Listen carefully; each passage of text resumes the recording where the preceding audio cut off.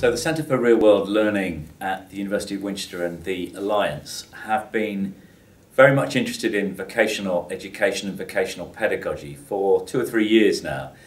And with the growth of interest in apprenticeships, it was logical for us to turn our lens to this really important subject. Now, most people at the moment are thinking of apprenticeships in terms of the numbers of them. How can we increase that number? We've got a different take, and ours is to look at the history, best that we've done in the past, the best that we're doing right now, and see if we can shine a different lens on the learning that takes place within apprenticeship, so the pedagogy of apprenticeship. By pedagogy I mean the art and science and craft and sometimes nous of teaching and learning. How does an apprentice learn how to be the best possible apprentice that he or she can be? The findings of our research are interesting. To begin with, we've known some of this for a while, but rarely has it ever been found in the same place. So to be able to produce a report that looks at how we might remake apprenticeships from the pedagogy perspective is really helpful. We found 6 key outcomes for apprenticeships, which if they're to become the gold standard route, we think need to be there. The first one is kind of obvious. We need apprenticeships to be skilled, routinely expert at something. And the second one is also kind of obvious. We need them to be able to do all the functional skills that we've historically not been so good at. That's the literacy and numeracy. But that isn't enough. And so our third desired outcome would be that apprentices need to be resourceful, able to do things that they haven't necessarily specifically been trained or taught for. And the literacy aspect is important, but also it needs to encompass digital and graphical in the 21st century.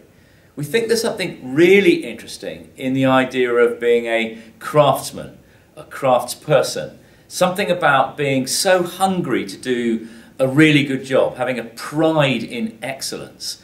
And how do you learn that? How do you teach that? That's a really important question for us. And we know that apprentices are working in businesses, whether they're for-profit or not-for-profit, so they need to be able to understand customers and value for money. And finally, although it's there in the apprenticeship specification, we need them to develop wider skills for growth. That's personal growth and the growth of the enterprise that they're involved in, sometimes referred to as personal learning and thinking skills.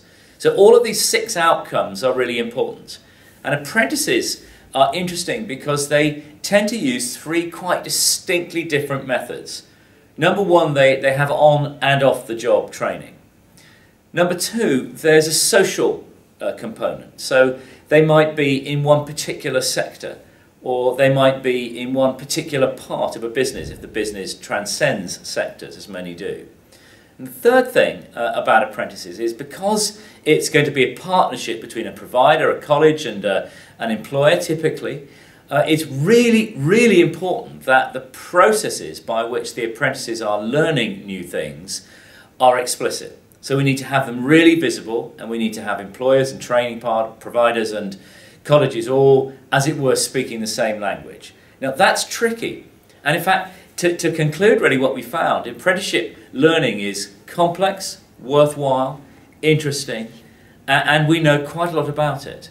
And whilst it's admirable to involve employers more and essential that we engage learners more, we have to look at this middle ground of pedagogy, the teaching and learning that's going to help them to achieve those 6 desired outcomes.